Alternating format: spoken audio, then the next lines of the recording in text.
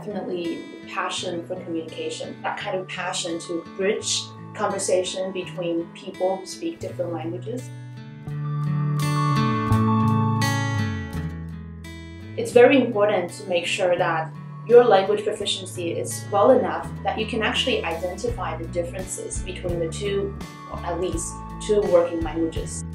In terms of listening, you really have to make sure you can understand details, you can understand a lot of the very minute and detailed arguments that a speaker is making, even in terms of the positions of that speaker.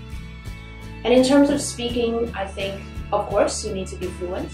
You need to be intelligible to the extent where people will be able to understand you very easily.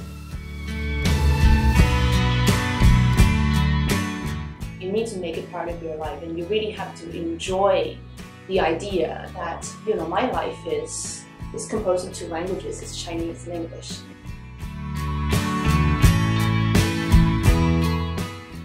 When I say making English is part of your everyday life, what I mean is, for example, I listen to podcasts a lot.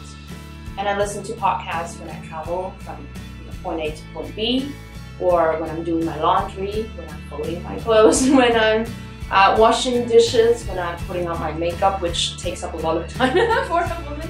And I don't just listen to, for example, very tough programs that talk about international news. I listen to programs that talk about cooking. There's one particular podcast I like a lot by the BBC. It's called Kitchen Cabinet. Now, of course, other than the fun part, you have to do some hard work.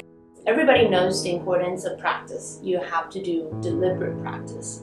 But I think a lot of people forget about at the end of the practice. You really have to close the loop by A, identifying your problems, and B, find out solutions. And after you find out the solutions, you really have to, exercise that solution. Now, after discussion with your friend or after consulting Google, you may find one or two expressions that you can use to solve that problem. But a lot of times people stop there. Really, you have to do that exercise again and to say it with your own mouth, that correct answer or more suitable answer, so that it becomes part of the repertoire of words and expressions that you can use.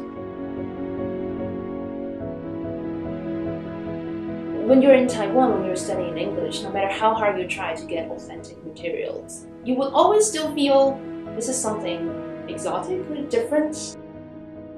I decided to study in the University of Cambridge in the UK. That year in the UK gave me the opportunity to really be immersed in that culture, to really understand why people are saying things in this way or doing things in this way when you see it every day. Studying abroad also gave me this opportunity to really learn a lot of vocabularies that I didn't know. Before I arrived in the UK, I actually didn't know how to search for quilts. So I was trying to find keywords like blankets. A blanket is different from quilts. That's very helpful as well. How to describe the everyday life objects. I think the process of learning interpreting is very different from studying at the graduate schools, because every day you go through a lot of obstacles. A lot of times you feel very vulnerable, but you have these friends who feel equally vulnerable, if not more. and you do develop a very different way of connecting with each other. And I think that kind of camaraderie is very different. And that's something that's only available in an interpreting school.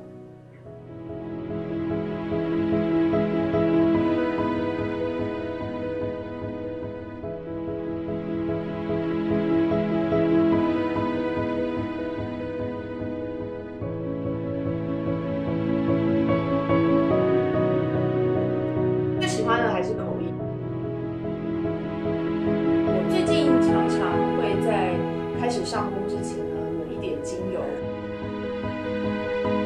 好难哦，那就中文吧。英式。Oh God. Benedict.